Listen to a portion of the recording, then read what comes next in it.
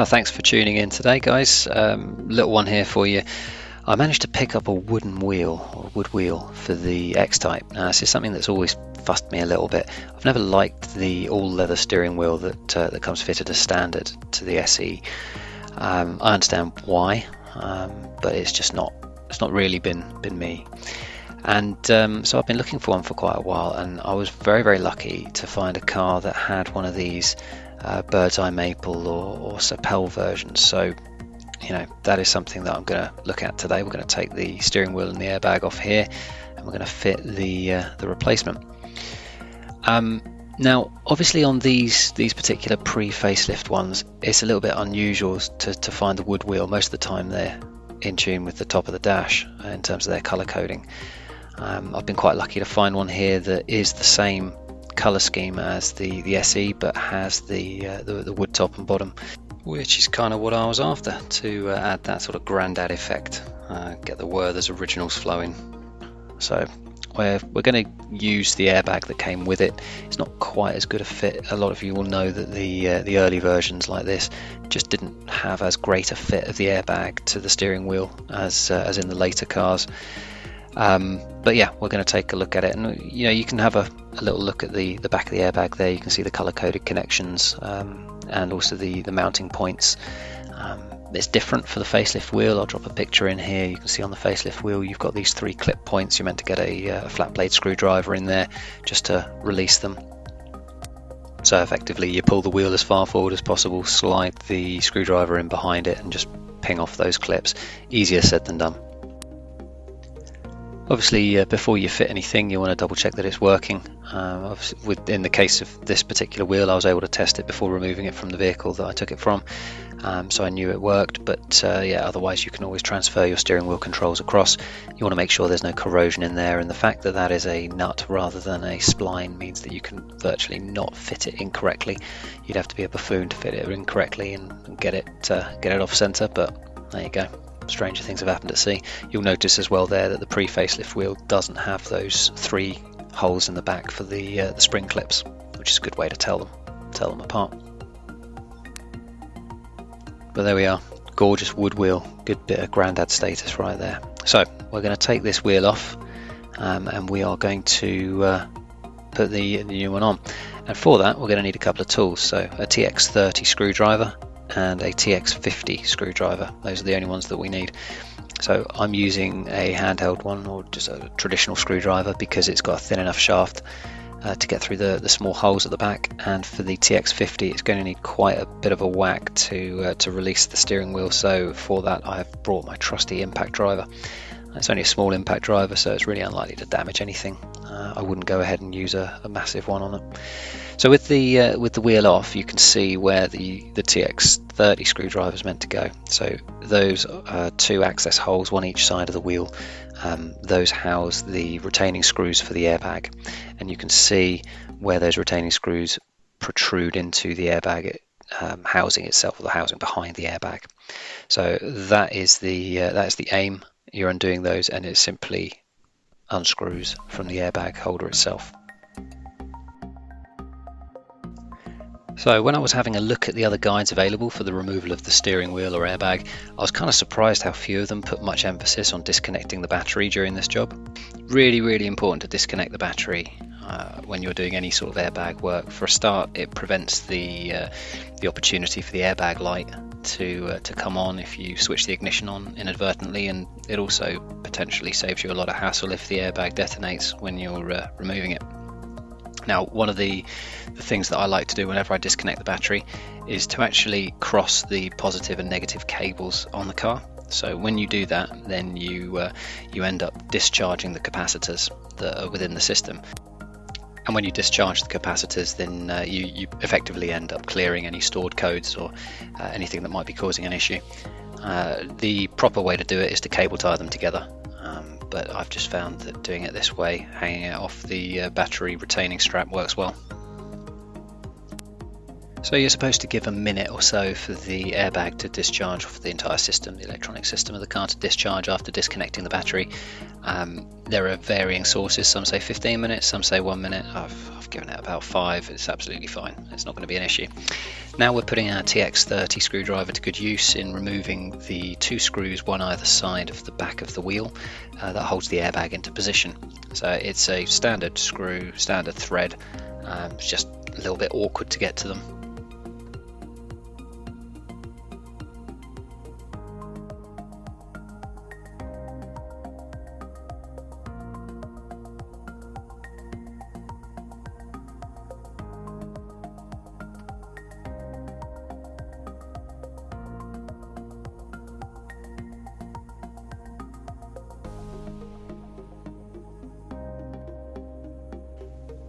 So the airbag is a bit of a tight interference fit on the wheel itself, in as much as the screws have a tendency of grabbing into the respective threaded plates that they go into on the airbag.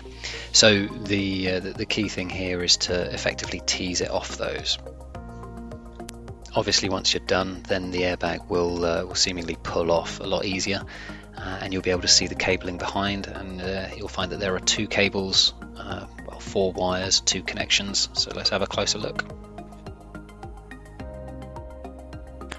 Both the grey and the black plugs are released by simply pulling back on those yellow tabs, so release those, and then you can pinch the 2 connectors in there and it will prise off. So I'll show you that now in a bit more detail. Pinch in the 2 tangs and you'll be able to withdraw each clip. The black one comes off first, which reveals the clips for the grey, and you'll be able to unclip that one as well. With those unclipped, you can now remove the airbag.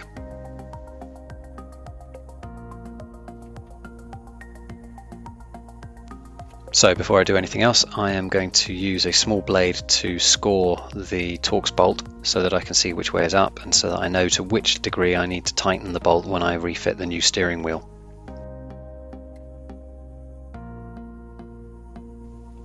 And I'm going to use my little automatic persuader. So yes, a TX50, it's fairly sizable. I'm using that on a soft setting. You can notice the steering wheel pop forward. That's because the clock spring itself is literally spring loaded, and it will want to push it forward. Make sure that you don't snag the cables too much as they pass through that gap in the wheel, but otherwise out it comes. It's a bit of a fiddle getting the cables through, but it's not too bad. But there is the wheel.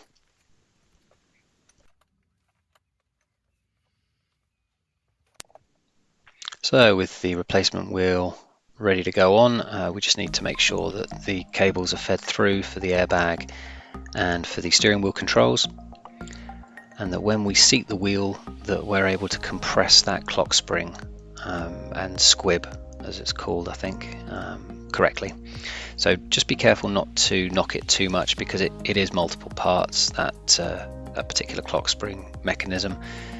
You don't want it springing apart, and also you need to make sure that it is aligned where the steering wheel lock mechanism engages. So it's all very self-explanatory. When you align the wheel, you'll be able to see where it all engages, because the front is split from the back, and so you just need to make sure that the front of that particular clock spring mechanism is rotated correctly, so that it's all aligned with the interlock. But as I say, it's all very straightforward, very easy to spot, very easy to see. So having tightened the screw that holds the steering wheel in, I'm just going to use my persuader to just run it home and get the score marks level with what I had before, so that I know that it's torqued up correctly. Having run it home, now's a good time to check for any play. Check for any funny noises, any forward backwards movements, that sort of thing. Check that the steering interlock works as well. You can do that at this point, that's not a problem. Run it home a little bit more, as I've done in this case, just in case it's not quite as tight as you'd hope.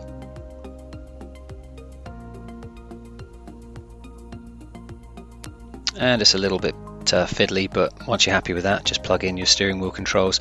I found it a little bit easier to seat the wiring connector and then press it in with a different hand. It's a bit fiddly because it's quite deep seated actually in a small area without that much access. So if you've got big hands, it's at this point you're going to need a poking stick.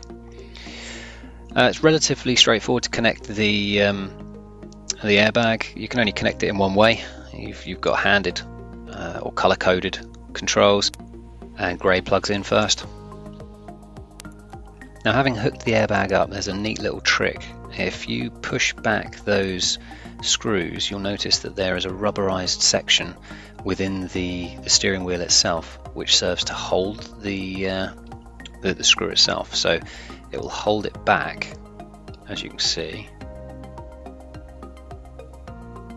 which prevents the screw from either catching as you're pushing the airbag in and not seating within the screw thread, or just allows it to sit in a position that allows for easier catch on the threaded section of the airbag.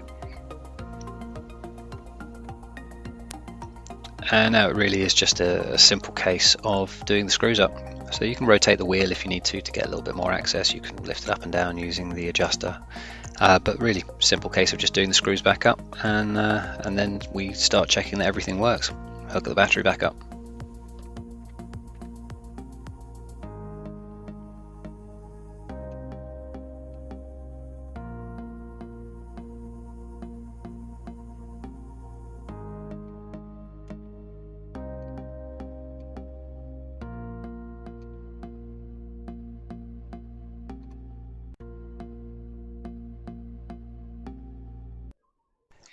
So having checked everything's secure, it's just a case of reconnecting the battery up, hook it together, tighten it down. Obviously I've got a fair amount of grease already on there. If your battery terminals are drier than Gandhi's flip-flop, then you might as well think about putting some lube on there. Grease is great, works well. Dielectric grease is specifically designed for the job, but to be fair, anything will do as long as it's not animal fats. But effectively, keep it lubricated helps the battery last a lot longer and the connections last a lot longer. It's just good practice. Everything back together again. Let's get back in the car and check it all works. So one of the key things that you're looking for when you ignition on is you're looking for that airbag light to switch off after a few seconds. If it does, you know that the airbag's been detected, so you're in a good place already, and then you're looking for an ignition turn and start. It's a lovely sound. There's a couple of quick tests that you should do as well, because actually the light switch is connected via the clock spring and the clocks. So the instrument cluster itself will light or not light if the clock spring has been damaged. It's something worth checking, and you can see there that the instrument needles light up. You'll also want to check that the horn functions, but since I live in a built-up area and I like my neighbours, I'm not going to do that here. So there you got it. It's a little guide on how to replace your steering wheel. It's fairly straightforward. It should arguably be easier on the facelift with those spring clips, but I can imagine it'll be a lot more fiddly. It's not for everybody having a wood wheel, but something that I wanted, and let's be honest, if we were all the same, then it would be a boring world. So yeah, I hope this has been useful for you. If it's not been useful, I hope it's been entertaining. Feel free to give us a like, a follow, a comment, anything that you really want to have any guides on. If I'm doing the work, then I'm always happy to film it and put something up for you guys. So wishing you all the best of luck with your Jags.